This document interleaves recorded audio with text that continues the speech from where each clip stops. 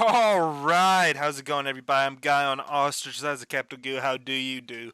And today we are here for a very important video, very special video to me. Very different video too. This will be kind of scripted. I wrote down a bunch of stuff. I am going to use paper because I like to write stuff down before I type it out. I started to type it out and then I got bored. I'm like, you know what? Why would I type it out when I can just go through paper? So you'll hear paper rustling periodically. But yeah, I thought it would it would do. And I mean, I obviously wrote this out, so I'm gonna just kind of read by what I wrote out. So this is scripted, not my probably not gonna be the best scripted stuff ever, but yeah, let's just hop on in. Where I start. So this video today is very special to me in so many ways. The first reason is simple. Today marks a year since I started posting videos. But not only that, this video will be the first one that I do scripted. So bear with me, I can be a long-winded writer. This channel represents a whole lot more to me than it may appear. This channel, while it has a focus on Pokemon, has really allowed me to be more comfortable with myself. And not only have I noticed a positive change in myself, some of the most important people in my life have noticed as well. While I may not be an overly outgoing person, I have noticed a change and improvement compared to the keep to myself personality where I wouldn't talk too much and would barely even mutter yes or no. I guess a long story short, what would be do what you like and hopefully it'll break you out of your shell you keep yourself in. I mean, you can't really you who knows if you really become successful off of it, but you can really learn and grow from it. I mean, I'll eventually get the main purpose of the video, but figured I should explain myself, and thank you needs to be thanked with this first year anniversary. And just to start, I'll explain why Pokemon. To answer that, I really have three answers to it. One, it was a cheaper cost. I mean, it was like I had a lot of the stuff being able to where I could post and record and get all those things a lot cheaper than I could do for almost anything else. And a secondly would be the childhood nostalgia. I mean, this I've mentioned it a lot in videos. This and Yu-Gi-Oh were kind of like my childhood. Well, plus football and sports in general. And third, uh, I spent a lot of time with my nephews while we were all stuck inside, and we played through Pokemon Sword. They really enjoyed it, and thought it was amazing to be able to share my interests, my loves, my passions with them. And I figured hopefully maybe it'll be able to translate over to YouTube. So honestly, before we get to the main feature, I want to take the time to thank anyone who gave me a chance, and an extra thank you to those who subscribed or followed on Twitter, and another bigger thanks to those who have reached out. I mean, I know I probably should try and reach out and do more to those who have reached out. I need to try and go on my own and reach out to others, but it's still just kind of a step by step, trying to find myself, trying to grow process. So hopefully you all can forgive me. And another reason I don't want to make a bad impression on these people before I like really know 'em. And then another thank you to the friends and family that I have. Like I have mentioned this to the ones that know I do this because they've given me a lot of words of support. Just kind of just that like keep on going. I mean, it might not be their thing, but like at least I'm happy. At least I'm doing stuff I like. And, and lastly, and I mean this is the most important one. I mean I've prayed a whole lot about like trying to figure out what I need to do, and it really did feel like just some like everything was weighing on me, and like that was honestly my main push, my main focus was it felt like I was being led to go in this direction. So I mean it's amazing because it really does feel like God's led me in a to a, he's led me to a spot that's really helped me being able to break out of my comfort zone, being able to just find myself doing something I enjoy, being able to find somewhere where I don't feel like I'm just wasting away. So, it's it's really helped with a lot of the depression. So I mean, it's just such a huge thank you to it's just such a huge thank you to God for answering prayers. And it's so amazing to see it paying off with at least just the enjoyment of doing this. But now it's time to move on to the main focus of the video, and I've been playing for the whole year through the base games of Pokemon, and not only that, I've been attempting hardcore Nuzlocks. I figure most people know what a Nuzlocke is, or I figure most people know what a hardcore Nuzlocke is for that matter. But just a quick little rundown, a Nuzlocke is a different way to play through Pokemon. You got you got your rules, and you can break it down into really three simple stages. One, you can only catch one Pokemon per route. Stacked and gift Pokemon are usually acceptable and allowed even if you caught a Pokemon prior or after receiving your gift. Which you could pretty much say you start off in Pallet Town, you get a Charmander, you can still fish on that like you can still fish in Pallet Town and get you a fishing encounter because you got something static, you got a gift, but you can still get another encounter there. I have seen where some people play it to where you aren't allowed you're only allowing yourself either the gift, a static, or an encounter. So you have to make your choices. I haven't gone that hardcore yet, so I don't know if I will or not, but just kind of letting you know that it's more a house rule. And I guess also for another house rule, you got your dupes and species clause, where it allows you to have a more diversified run. Where if you got a Pidgey, you don't have to catch another Pidgey. But also, if you have a Pidgey, you don't have to catch a Pidgeot if you run into that. Rule 2, you must nickname all Pokemon captured/received in order to form a bond. And Rule 2 pretty much feeds into Rule 3, where if a Pokemon faints, it is considered dead. And why I say it pretty much plays into it, because if you get that bond between stuff, you're going to be so much more sad when something goes. So, and then that third one, it just you can't just keep on going in. Like I can't go fight a level 30 something, be level 15, attempt it 20 times, and finally get through. So, but now with the added difficulty with the hardcore rule, it there's the additions to where one you have to have your battle style on set. No reason to say set to set. It's just really stupid. But if you have it on Switch, it allows you let's go back to you have a Charmander. You're facing your rival, who for this instance they have both the other starters, and you just somehow were able to you just knocked out the Squirtle, and he's about to bring in a Bulbasaur. So then, with it on Switch, it'll be like, "Hey, your rival's about to bring in Bulbasaur. Do you want to switch?" And then you can go out into Charmander. But if but with hardcore, you have to have it on set, where you could have your Gyarados. It's probably not. You could have a Star UN, and it could be you could well yeah you could have a Star UN. You could facing that Squirtle, you knock out the Squirtle, and then boom, Bulbasaur comes out, and there's nothing you can do. So you have to waste a turn switching out. And then the second rule, it forbids you from using items in battle other than Pokeballs and items held by your Pokemon. And with that, you can throw Pokeballs because it's still a Nuzlocke. You have to get your captures, so you can do that. But you can't heal in battle, so you can't use potions. You can't use full heals, paralyzed heals, antidotes, any of those things. You can't.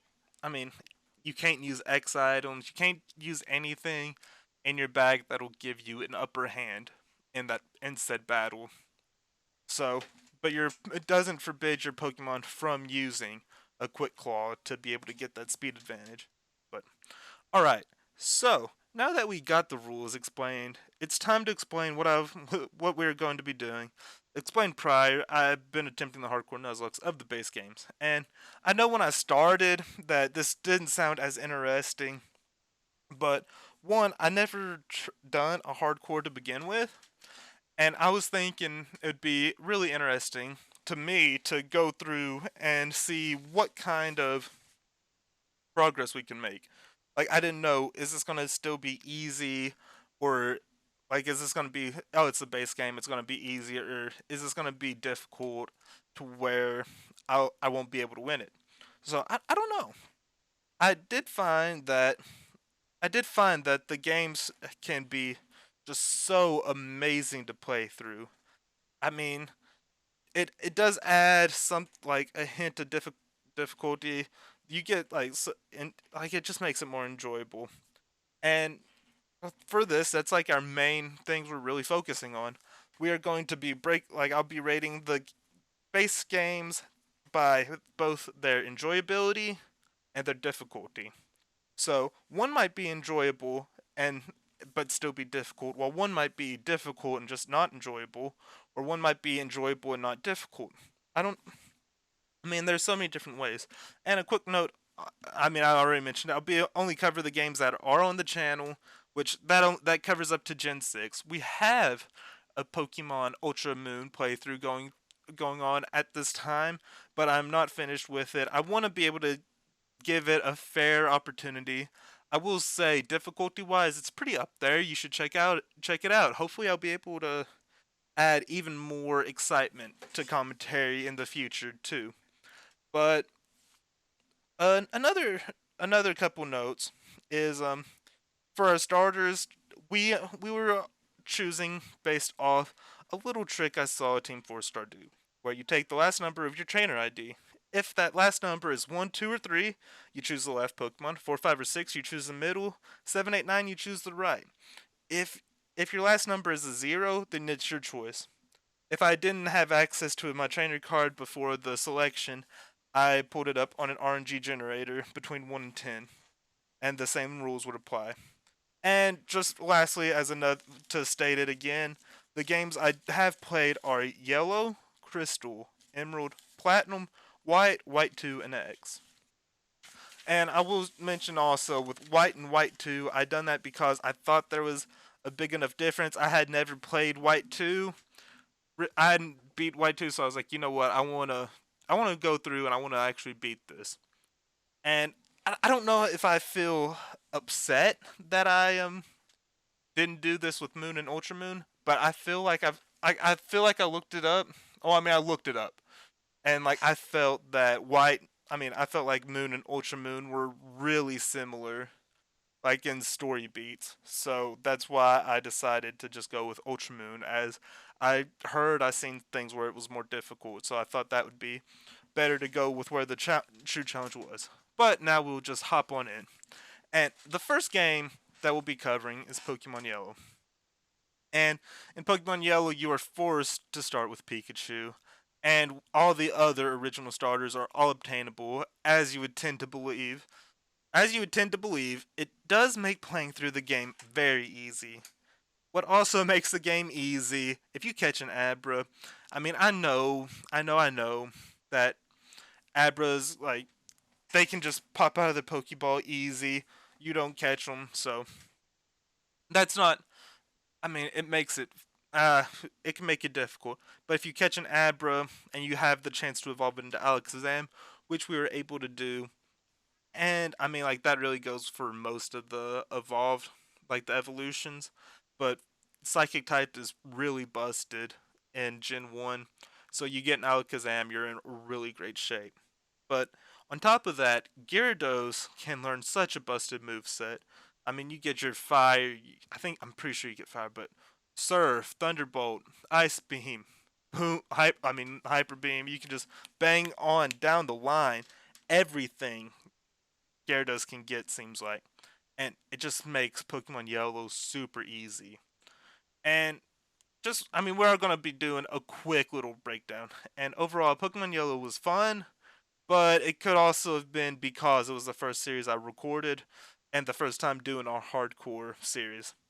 It's a probably. I mean, if you're gonna go back and watch it, it's really rough, cringy to watch. But that is me trying to figure out what I'm doing. I don't think I've. I mean, know I've taken steps up, but also at the same time, I don't think I've. I mean, like, there's always a room for improvement. So I don't want to. I would never want to say like I'm where I want to be as far as any kind of recording commentary goes. But I would I would definitely slot both of these at 7 out of 7 when it comes to difficulty and enjoyability. Seven, like of course we're going to be doing 7 as the least, so it's the least enjoyable and the least difficult out of the games I've played. And I have to say, least difficult since I had no deaths the whole time. I mean, it's pretty easy if you like, especially like if you can get everything early on, it's easy. If you want to get accustomed to the hardcore rule sets yourself, it is definitely the one I recommend to do your first hardcore run of. I mean, that could be yellow, it could be blue or red. I mean, I guess if you have green maybe. I don't know how green plays, but yeah. And then the second series that we went to was Pokemon Crystal. And let me get this straight. I understand the complaints with Johto's pacing, but I do appreciate the ability to use Pokemon that aren't fully evolved at a point where it feels like they're getting the job done and it feels like you feel like you can make progress. I get like that post game, it's oh like if they could fix Kanto, I think I think Johto's amazing. Like if they can fix Kanto, the level thing's not a problem at all. But as far as level stuff goes, where I'll have my complaints, we'll get to that later. But okay, but boom, Johto is one of my favorite regions, especially when you get to Heart Gold, Soul Silver. I know that's Gen 4, but the regions, I really love Johto. Johto is just very, very well aesthetically. Crystal has a better variety than Yellow, other than the fact that you can't get a Mareep in it, and that is absolutely horrible. But I mean, more variety to Yellow than Crystal has more variety than Yellow. But you can also say that going forward, where oh, Gen 3 you have more variety than Gen 2, Gen 4 more variety than Gen 3. I mean, it's like so on and so on. But I mean, the main reason though I prefer Crystal over Yellow is that there's not that Alakazam or the Gyarados problem. And I mean, problem, you can say that very lightly because it's like you're OP. But it's just, I mean, just overall the ability to have what seem like some true difficult fights, or actually having the feeling you might lose, plus add on the day night cycle. I mean, and for me, being able to use a Cyndaquil, being able to have Espeon. The good thing about No Mareep is that means I was able to get a Lantern and I could feel absolutely amazing with having the water electric type on there, even without having another electric type. So Crystal was amazing. It was a blast to do, but I would still rate this a 6 out of 7 for difficulty. And as far as the difficult stuff will go, you'll kind of realize that it's normally gets more difficult actually the earlier, like the later on you go. But it is a 5 out of 7 for enjoyability. I do like it, but there is only so much that the Game Boy Color can do when it like as it holds up. But now, now, we move to a spoiler alert. Spoiler alert. My favorite series to record. Pokemon Emerald. It was truly insane, and my biggest regret is the quality of the recording. I mean, like, some audio went bad, like, the video just appeared fuzzy. I mean, I still hadn't really found myself in the. I mean, commentary has never been my strongest suit, but it's always been like this has been very enjoyable to do. But uh, I feel I feel like Emerald was just a beautiful mess. I mean, it made me love a certain Pokemon so much more. I mean, we'll cover that specific Pokemon later on too. But this is the game that really made me appreciate what a hardcore Nuzlocke could be, and this is what really made me understand that even though we're playing through the base games, even though it's not randomized, like these games can have just like their moments where you're just like, oh my goodness, what do I do? How would like what do I need to do to build the team? Is there anything on in my box that I can even use that'll be able to win? But oh, this was amazing. As I mean, I oh, it's just we just had so many moments. Like I remember there would be times where we would we would lose everything but one, and I feel like that happened two or three times in the gym. I feel like I mean just all the different things that had like just clutch moments. This is really the series I go back to, and I just remember stuff. So with that difficulty, it's still a 5 out of 7. It is still a 5 out of 7. But this, I, I think I might have struggled with others. Like I struggled with the others more. So difficulty was easy enough. I kind of know what I'm getting myself into more when it comes to Emerald as well. But this is 1 out of 7 for enjoyability. This is easily the top of the top. I hope you can go back and you can watch the videos and you can understand. You can just feel the excitement. You can feel the the happiness I have. I I mean that's definitely the one thing that really I really regret not, and I know that's something I need to really work on, is being able to just capture my emotion, capture like the in the now. But that's Pokemon Emerald. And now we go to Pokemon Platinum, which I mean, I felt, as for me, this was my big step up in the layout and presentation game. I mean, this is my favorite generation. Gen 4 is easily like my favorite. Diamond Pearl, Platinum, Heart Gold, Soul Silver. This is, which I mean, that's the whole generation. Sinnoh is an amazing region. This is a perfect. When you play through Sinnoh, though, your team tends to look very familiar.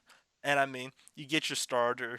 Like, I mean, the good thing about Sinnoh is you can choose every starter and you can be happy. But you choose your starter. You want your Luxray. You want your Star Raptor. I mean, you'll want a Garchomp. You'll. I mean, I like to have a Rose Raid, but this really begins to feel like a breath of fresh air if you lose those things, and it puts you in a position to where you're actually forcing yourself to use a different team. So once that's gone, it's just a lot more of a blast. But this is also it also still felt like it still felt like platinum, which in the end, that's my favorite generation. That is my favorite region. So it wasn't too much one way or the other. This is just the one where I look forward to going through this when it's randomized, being able to enjoy my favorite region, but also being able to enjoy it like and have like so many different other aspects to it. But I will give it a 4 on both difficulty and enjoyability. I mean, I mean, like it has its moments, and then enjoyability there like it had its moments where you're just like, this is awesome, I love it. But I feel like it didn't have anything that truly just stood out to me.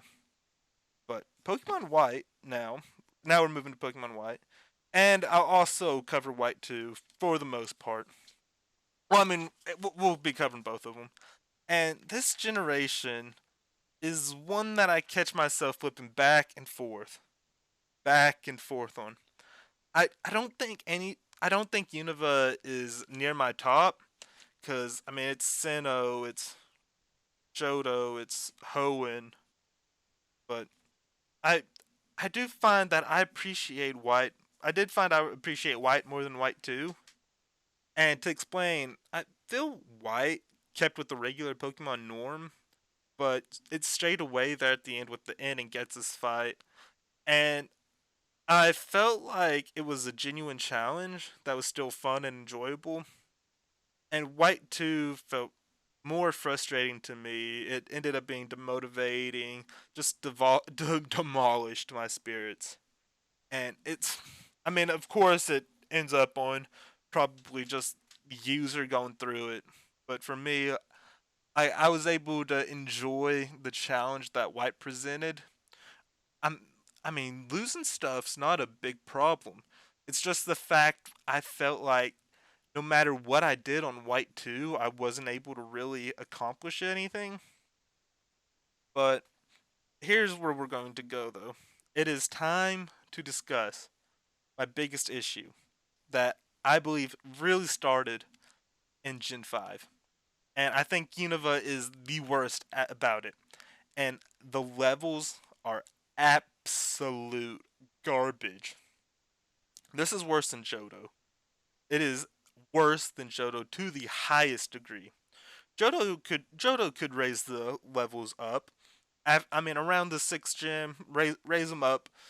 I mean, maybe the seventh gym. But when you look at the fifth gym and your basic Pokemon in White and White 2, they're not evolved, and they don't really do that until like your late 30s. It's just, ugh.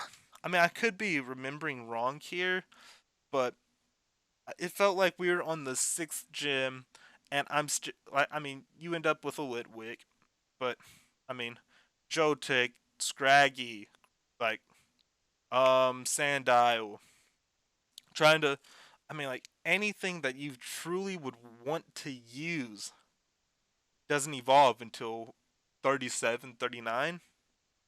But the and then also the amount of encounters just hit a wall too. And this could be something that goes back on me because when you think about Nuzlocke, one of the more important factors is the encounters and also being able to keep them alive. But whenever you end up facing a gym that's in the upper 30s and they have everything that's fully evolved, because gym leaders are allowed to have everything fully evolved. Like I mean, you could have a dragon gym, and there's a possibility that someone has a Salamence at level 35 just because. I mean, like I know that's not happened, but it just feels like whenever you're stuck there and it's like I can't get this. How do you get this? How do you get this? But they have everything that's like gets like level cut where they're all fully evolved, and then you're stuck with barely anything that has defense. There's just nothing that has any defense, and it it just sucks. It just sucks. The joy of victory after the agonizing pain of all the death and loss is rewarding, but in White Two's sense, it it's not rewarding at all. I I I mean I lost that. I lost White Two, and I just I just never felt like there was a. I felt like with White Two, I was put in a at a point where all these like small evolution, like all these small Pokemon that didn't evolve until I mean I could probably go back, and there's probably at least three things on my team I could have used for about every gym,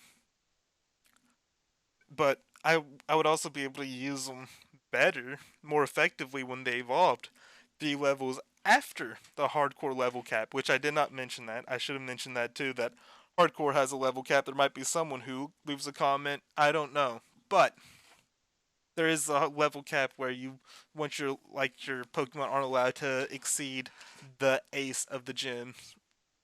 So that is the biggest problem too. Is you can't like there's so many things that if they were evolved it would be easier.